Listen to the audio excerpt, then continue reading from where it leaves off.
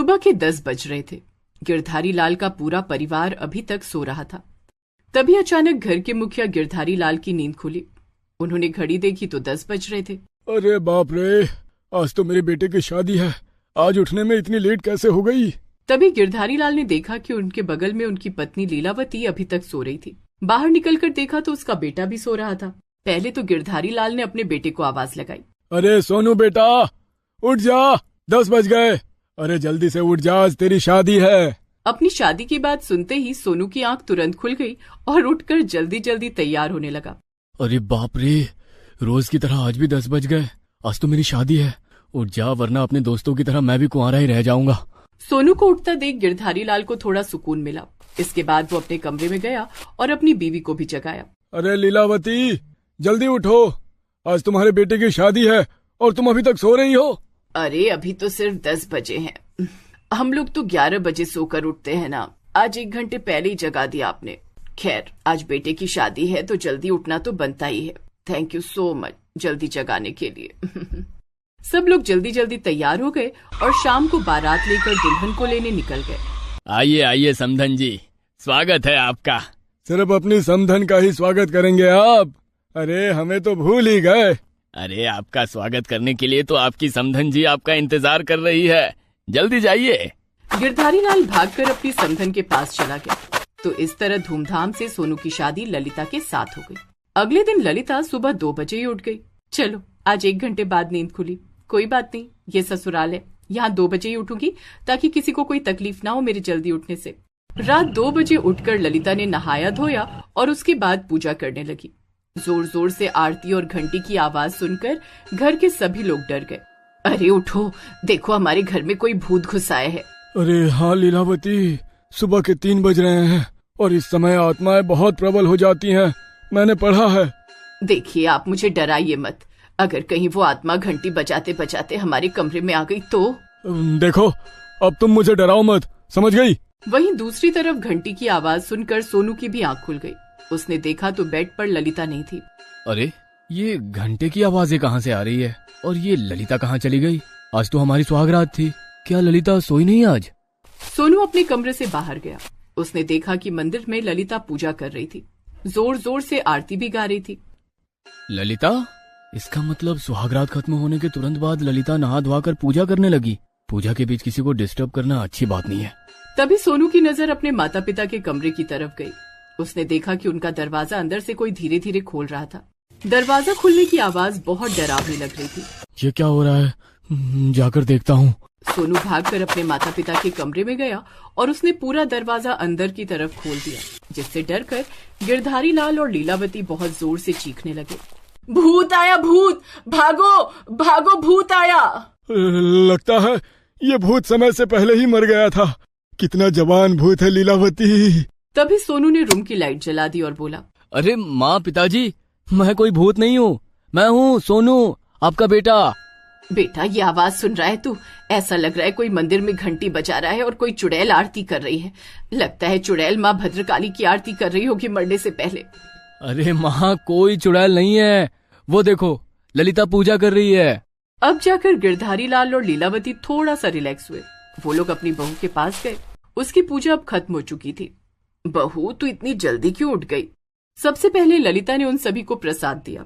उसके बाद बोली, माँ बाबूजी, मुझे आज उठने में थोड़ा लेट हो गया है। मैं अपने घर में 1 बजे उठती थी, लेकिन आज मैं 2 बजे उठी हूँ। मेरी वजह से किसी को कोई तकलीफ ना हो, इसीलिए अपने ससुराल में मैं 2 बजे ही उठूंगी। आज मेरी पहली रसोई है, मैं जा रही हूँ खाना बनाने। 10 बजे सोकर उठने वाला परिवार अगर 3 बजे उठ जाए तो ये उसके लिए सुबह नहीं होती, बल्कि आधी रात होती है। खैर, ललिता किचन में जाकर खाना बनाने लगी। माँ, मैं तो सोने जा रहा हूँ, जब खाना बन जाए तो मुझे उठा देना।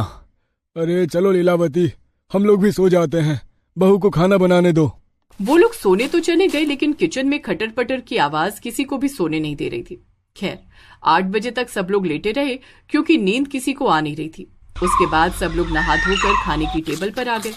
बहू, तुम्हारे हाथों में तो जादू है। थैंक यू बाबूजी। माँ जी, आपको खाना कैसा लगा? मैंने आप लोगों के लिए रसमलाई भी बनाई है। ये सब कुछ तो ठीक है बहू, लेकिन कल से तुम इतनी जल्दी नहीं उठोगी। अगर जल्दी उठने की आदत है तो 6 बजे उठ जाना, उसमें क्या प्रॉब्लम है? उस दिन तो ललिता कुछ नहीं बोली। आज मुंह दिखाई की रस्म थी तो सारे पड़ोसी उसके घर आए और ललिता को बहुत सारे गिफ्ट मिले। सभी ने ललिता की बहुत तारीफ की, लेकिन अगली सुबह जैसे ही 2 बजे फिर से मंदिर की घंटियों और आरती की आवाज ने पूरे घर को जगा दिया। अरे उठो, तुम्हारे खर्राटे बंद नहीं होते और बहू का सुबह 2 बजे उठना नहीं बंद होगा लगता है। अरे मुझे तो कोई प्रॉब्लम नहीं है इसमें। कल भी तुमने ही मुझे जगाया था और आज भी मैं आराम से खर्राटे लेकर सो रहा था, तुमने मुझे जगा दिया। वहीं दूसरी तरफ सोनू की भी नींद खुल गई। उसने बाहर आकर देखा तो ललिता आरती कर रही थी। लगता है आज ललिता को समझाना ही पड़ेगा। खैर, सोनू कान में रुई डालकर सो गया। लीलावती बाहर आई और आरती खत्म हो जाने के बाद उसने लीला को खूब डांटा। बहू, रोज सुबह 3 बजे तू यहाँ मंदिर में आरती करने लगती है। भगवान की वजह से मैं तुझे कुछ कह नहीं सकती, वरना ऐसी ऐसी गालियां सुनाती कि तू सुबह 2 की जगह दोपहर 2 बजे उठना शुरू कर देती। एक बार फिर ललिता ने कुछ नहीं कहा और उसे प्रसाद दे दिया। अब ये ललिता का रोज का काम हो गया। अब मैं क्या करूं? मेरी वजह से सबको प्रॉब्लम हो रही है, लेकिन मुझे 2 बजे के बाद नींद बिल्कुल नहीं आती। अगर 2 बजे के बाद मैं बिस्तर पर रही तो मेरी सांस फूलने लगती है। खैर, उसके घर वालों ने उसे बहुत समझाया, लेकिन वो नहीं मानी। ऐसा करते करते 6 महीने बीत गए। एक दिन परिवार के सभी लोग न्यूज देख रहे थे। शहर में एक नया चोर आया है जिसका नाम है पर्ची वाला चोर, और ये इतना खतरनाक है कि जिसके घर भी चोरी करनी होती है, एक दिन पहले घर के बाहर एक पर्ची चिपका देता है। उसमें लिख देता है कि आज चोरी तुम्हारे घर होगी। आज तक कभी ऐसा नहीं हुआ कि उसने जिसके घर पर पर्ची चिपकाई हो उसने उसके घर पर चोरी ना की हो। अपने देश में कई नई नई चीजें हमेशा ही आया करती है। जब मैं छोटा था तब एक बूढ़ी औरत खाना मांगने आई थी। अगर उसे खाना ना दिया गया तो वो जान से मार देती थी। हाँ बाबूजी, मैंने भी सुना था बचपन में कि एक मुंह नोचवा आया था, वो लोगों का मुंह नोच लेता था। वैसे ही ये पर्ची वाला चोर है शायद। अगले दिन उनके ही मोहल्ले में उनके घर के ठीक सामने वाले घर में एक पर्ची चिपकी थी जिसमें लिखा था कि आज रात इस घर में चोरी करूंगा। उस रात पूरा परिवार जागता रहा, लेकिन 2-3 बजे के आसपास सबकी झपकी लग गई। जैसे ही वो लोग सो गए, वो चोर चोरी करके भाग गया। अरे सुनते हो, वो चोर अब हमारे मोहल्ले में भी आ गया है। कल रात वो सामने वाले घर में चोरी करके भाग गया। पुलिस भी उसे नहीं ढूंढ पा रही। मैंने कितनी बार शर्मा जी से कहा था कि पाइप के ऊपर प्लास्टर करवा दो, लेकिन उन्होंने मेरी नहीं मानी। उसी पाइप से चढ़कर चोर ने चोरी कर ली। पर हमारे घर में ऐसा कुछ नहीं है। हमारे घर में वो एंटर ही नहीं कर सकता, कोई रास्ता ही नहीं है। अरे शुभ शुभ बोलिए, वो जिसके यहाँ पर्ची चिपकाता है सिर्फ उन्हीं के यहाँ चोरी करता है। हमारे यहाँ तो कोई पर्ची नहीं चिपकी। शाम को जब सोनू ऑफिस से घर लौटा तब उसने घर के बाहर देखा कि वही पर्ची चिपकी थी और उसमें लिखा था कि आज गिरधारी लाल के घर चोरी करूंगा। अरे ये क्या, उस पर्ची वाले चोर ने तो हमारे ही घर पे पर्ची चिपका दी। घर के सभी लोगों ने डिसाइड किया कि रात भर नहीं सोएंगे, लेकिन जो परिवार 11 बजे सोकर उठता हो वो भी कई सालों से, वो भला रात भर कैसे जाग सकता था। वो लोग बड़ी मुश्किल से 1 बजे तक जागते रहे और फिर वो लोग सो गए। लेकिन ललिता तो पहले ही सो चुकी थी, इसलिए उसकी अपने टाइम पर आंख खुल गई, यानी 2 बजे। सिर्फ नहा धो लेती हूँ और आज से मैं पूजा 6 बजे के बाद ही करूंगी, वरना सब लोग परेशान हो जाएंगे। ललिता नहा धोकर तैयार हो गई। उसके बाद उसने योग किया, फिर टीवी देखने लगी। ये सब करते करते करीब 3:30 बज चुके थे। तभी उसने देखा कि वो चोर सीढ़ी लगाकर उसके घर में चढ़ रहा था। अरे ये तो वही पर्ची वाला चोर है शायद। ये तो सीढ़ी लगाकर ऊपर ही आ रहा है। अगर मैं सबको जगाऊंगी तो सब लोग परेशान हो जाएंगे। वैसे भी मेरे जल्दी उठने से सबको दिक्कत होती है, मुझे ही कुछ करना होगा।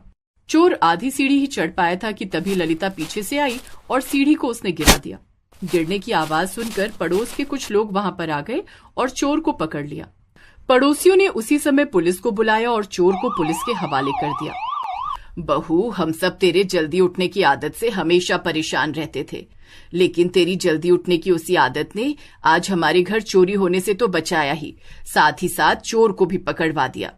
इस तरह से ललिता की जल्दी उठने की आदत ने आने वाले कई घरों को चोरी होने से बचाया। चोर हमेशा के लिए पकड़ा भी गया। अब उनका परिवार ललिता से बहुत खुश रहने लगा और पूरे परिवार ने अब सुबह 3 बजे उठने की आदत डाल ली।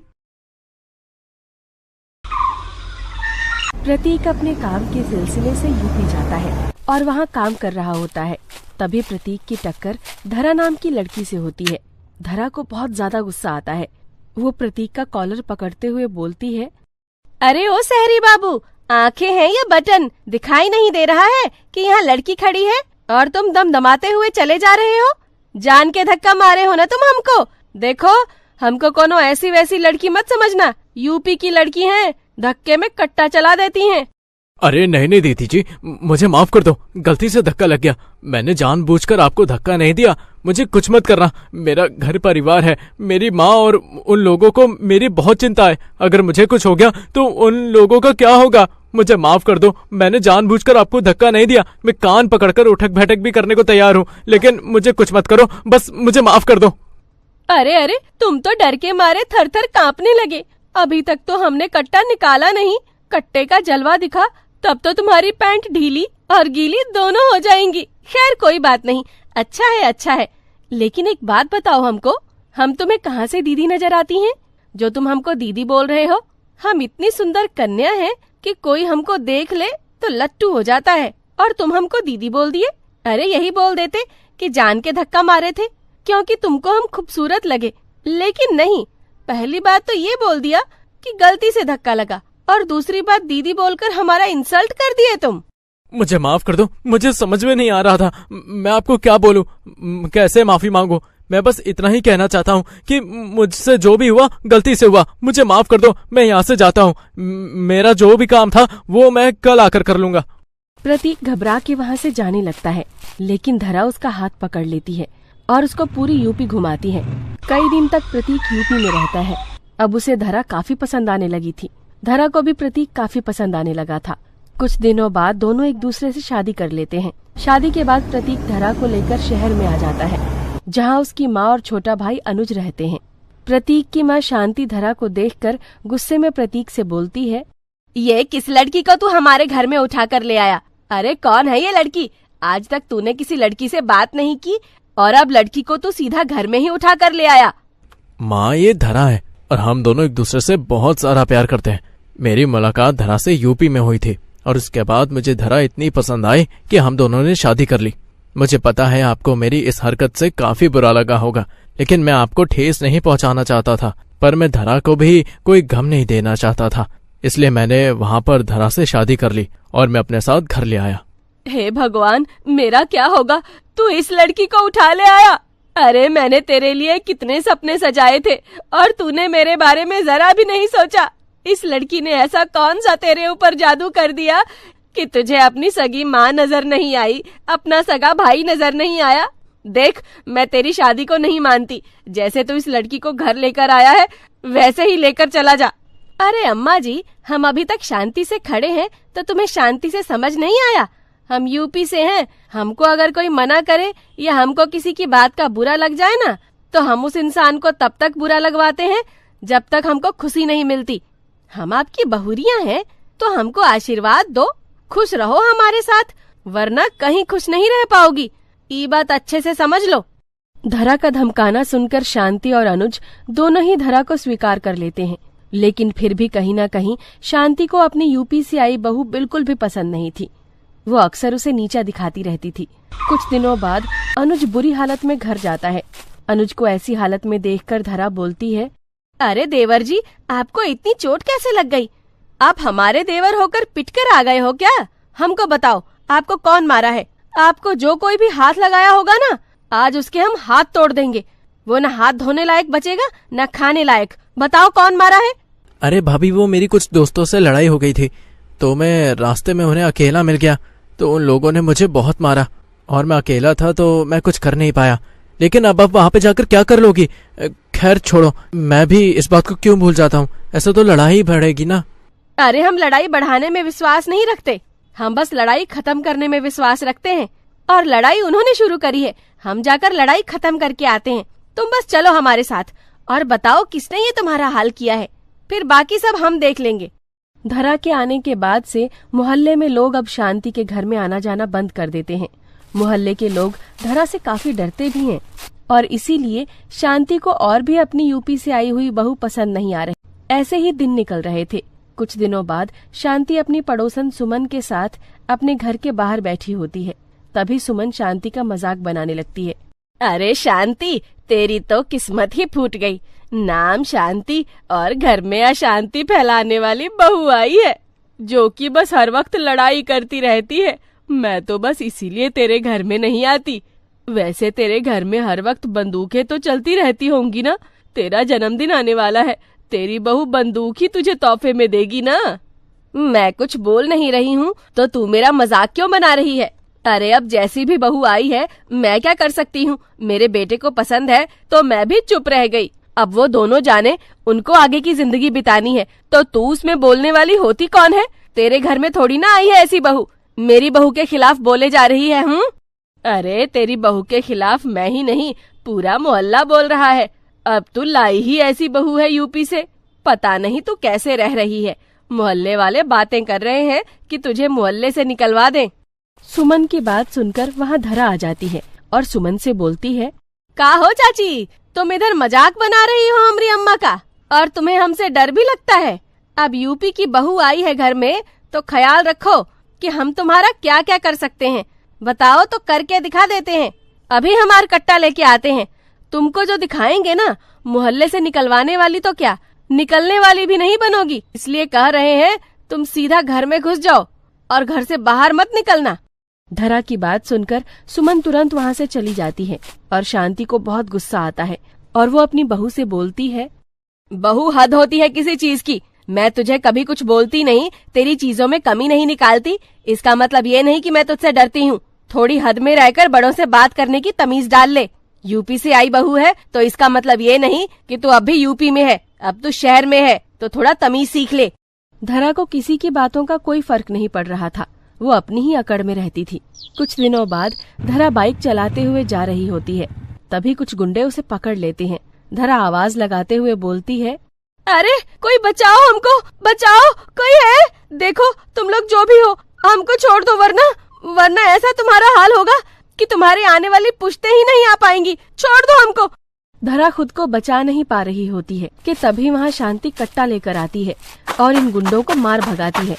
अपनी सास को नए अंदाज में देखकर धरा की आंखें खुली की खुली रह जाती हैं और वो अपनी सास से बोलती है, अम्मा जी, जो कुछ हुआ अभी वो सपना था का? नहीं बहुरिया, वो बिल्कुल सच था, क्योंकि हम भी यूपी से आए हैं और देख, मैंने यूपी से आकर भी खुद को बदल लिया। तो तू भी बदलने की कोशिश कर। मेरे आगे ज्यादा दिखाया मत कर कि तू यूपी से आई है। तू लोगों को डरा सकती है लेकिन खुद को बचा नहीं पाई, मुझे आना पड़ा। इसीलिए अब अपने यूपी से आए हुए अंदाज को थोड़ा कम कर दे। अपनी सास का अंदाज देखकर धरा की गति में धीमापन आ जाता है। यूपी से आई बहू अब शहर वाली बहू बन जाती है।